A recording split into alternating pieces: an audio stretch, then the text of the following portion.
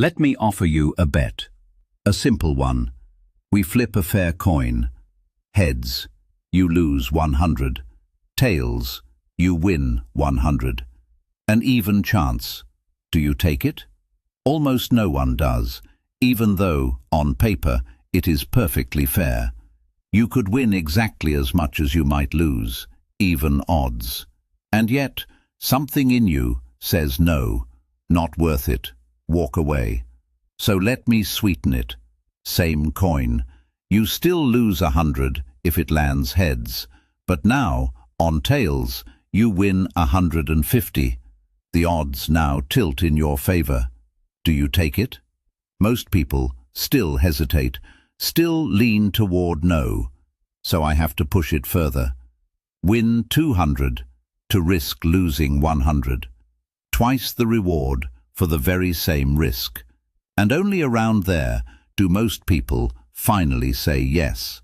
So sit with what that reveals. For a 50-50 gamble to feel worth taking, the possible win has to be about double the possible loss. The pain of losing 100 and the joy of winning 100 are not equal, not even close. One of them weighs far more than the other. And it is not the good one. This is loss aversion, one of the most important things ever discovered about the human mind. And it is captured in a single line. Losses loom larger than gains. Losing something hurts you roughly twice as much as gaining the very same thing pleases you. The two are not mirror images. The scale is tipped, and loss is the heavier side. And this small imbalance between the fear of losing and the hope of gaining turns out to be one of the quiet engines running your entire life. It shapes how you handle money, whether you stay or go, what you cling to, what you dare. It has been found across every culture tested, in young children, even in monkeys. It is deep, it is ancient, and almost always you cannot feel it working. So over the next while we are going to drag it into the light, to see how this one bias quietly shrinks your choices, keeps you inside things you should have left, and costs you the very things you most want. Because once you understand that you are not built to win, but to avoid losing, a great deal about your own behavior, the staying, the clinging, the fear, suddenly makes a terrible kind of sense. So look closer at the asymmetry itself, because it is stranger than it first sounds. Find 20 on the street and you feel a small lift, a little luck, pleasant, forgotten by lunch. But lose 20 from your pocket, the very same 20, and it stings, it nags. You retrace your steps. You feel it for the rest of the day. Same amount, same money. But the loss bites far harder than the gain ever soothed. The researchers who mapped this drew it as a curve, and the shape of that curve tells the whole story. Go up into gains, and pleasure rises, but gently, slowly. But drop down into losses, and the line plunges, steep, sharp, far faster than it ever climbed. That steepness is the feeling you know so well. The reason a loss can ruin a day that an equal win would barely brighten. Your mind did not evolve to keep score fairly, and this steepness does something almost magical to the things you own. Researchers ran a now famous study. They gave half a group a simple coffee mug and left the other half with nothing. Then they let them trade. The ones without a mug were asked, "What would you pay for it?" And they offered a few dollars. Modest, fair. But the ones who already held the mug were asked, "What would you sell it for?" And they demanded nearly double. The same mug, given out at random minutes before. Nothing about it had changed, except who stood to lose it? To the buyer, it was just a mug to gain. To the owner, it had become a thing to lose. And that alone roughly doubled what it was worth to them. This is the endowment effect. The moment something becomes yours, it quietly gains weight. Not because it is better, but because now losing it would hurt. And you do this constantly, with everything. The clutter you cannot throw away. The old thing you would never buy again today, yet somehow cannot part with. You do not value things at what they are worth. You value them more simply because they are already yours. The pain of letting go inflates the price far past reason. And it is not only mugs and clutter that this happens to. It happens to jobs, to beliefs, to relationships, to whole lives you have long outgrown, but cannot bring yourself to lose. So why would evolution build a mind this lopsided? A mind that fears losing so much more than it loves winning. And the answer, as always, lies far back. In a world where the stakes were survival itself. Because for your ancestors, a loss and a gain were never equal opposites.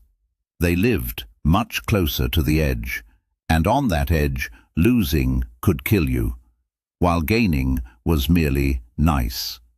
Picture it, you have just enough food to last the winter.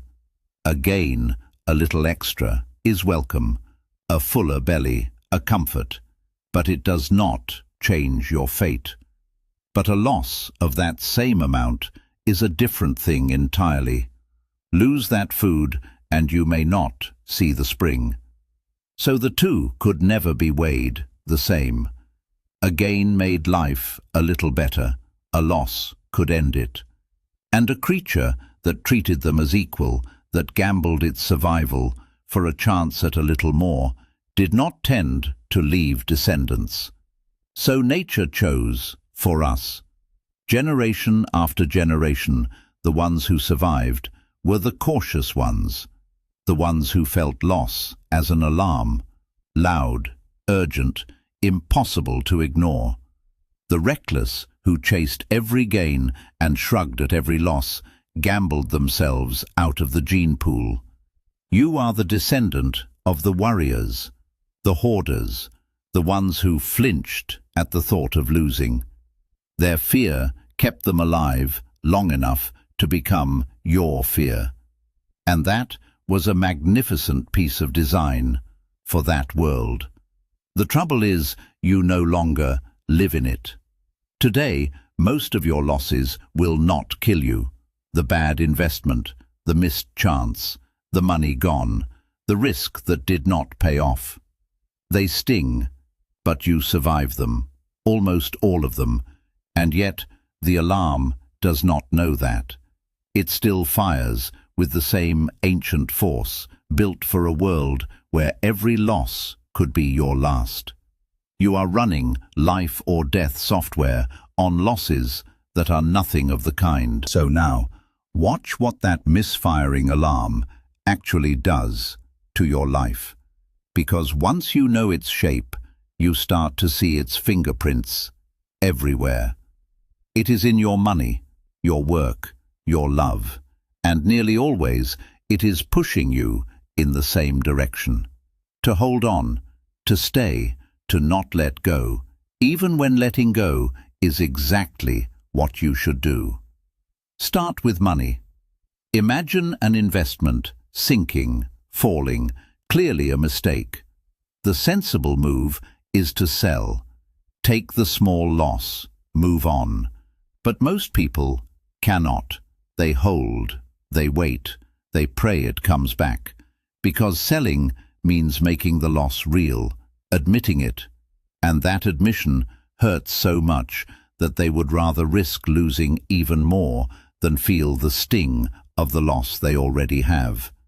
So they ride it down, to keep a painful truth from becoming final. And it runs your life far past money. The job you outgrew years ago, the relationship that quietly died, the city you have long stopped loving. Why do people stay so long in things that no longer fit? Part of the answer is this: leaving is a certain loss, real, immediate, the known, given up, and staying, however grey, at least protects you from that. So the alarm votes every time to stay. Not because staying is good, but because leaving means losing. And losing is the one thing you are built to avoid. And there is a crueler twist. The longer you have stayed, the harder it becomes to leave. Because now you have poured in years, effort, money, love, and to walk away now would mean all of it was lost. So you stay to protect the investment. And in staying, you lose even more, throwing good years after bad. It is called the sunk cost trap, and it is loss aversion at its most quietly destructive. You are not holding on because the thing is good. You are holding on because you cannot bear to call what is already gone a loss. And of course, the people who want your money know all of this perfectly, which is why they almost never sell you a gain. They sell you a loss to avoid. Do not miss out. Only a few left. Offer ends tonight. You will lose access. None of these promise you something good. They all threaten you with a loss, because they know the fear of losing will move you when the hope of gaining never could. Your oldest alarm has become the marketer's favorite button. So hear this as plainly as it can be said. The fear of losing what you have is a heavier hand than the hope of gaining what you want. And it will quietly keep your life smaller than it needs to be. Because add it all up over a lifetime, and the cost is staggering. Not in dramatic disasters, in small, quiet refusals. The risk not taken, the move not made, the thing not tried because it might not work. Each one feels like caution, like wisdom, but together they draw the walls of your life in a little closer, year after year, until you are safe, protected, and living in a smaller world than you were ever meant to. So what do you do with a bias this old and this deep? You will not delete it. The alarm is wired in, far too deep to remove. But you can learn to catch it in the act, and that changes everything, because the bias does its damage in the dark, unseen, felt only as plain common sense. The moment you can name it, this is loss aversion talking, it loosens its grip. So learn its voice. It is the pull to hold, to stay, to not let go. Whenever you feel that pull, pause and check who is really speaking. And there is one question that cuts through almost all of it, a kind of master key. Ask it of the stock, the job, the habit, the relationship, anything you are clinging to. Knowing everything I know now, if I did not already have this, would I choose it today? Would I buy this stock at this price, fresh? Take this job as a new offer? Begin this from zero? If the answer is a clear no, then you are not keeping it because it is good. You are keeping it only because it is already yours. And that is the alarm, not your judgment. And that question does something quietly powerful. It erases the sunk cost. It wipes away what you have already put in, because what is gone is gone. It is spent either way. The years already given, the money already spent, they are lost whether you stay or go. They should have no vote in what you do next. The only real question is never, what did I already pour in? It is always, from here, forward, what is the best path now. Decide the future on the future, not on a debt to the past.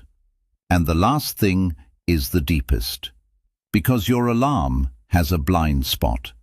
It screams at the losses you can see, the money gone, the thing given up, but it stays perfectly silent for a whole other kind of loss.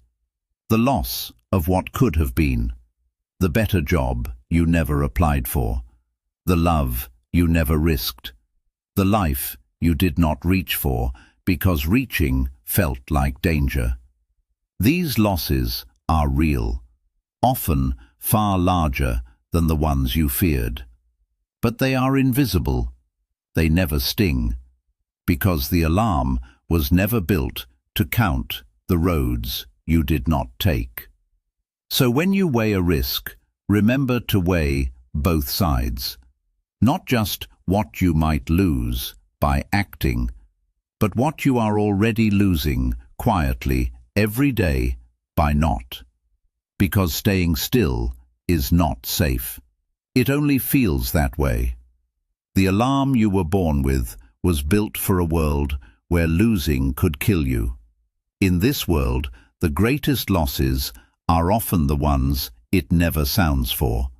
The chance not taken, the life kept small to avoid a risk that was never really a matter of survival at all. See what people hide, even from themselves.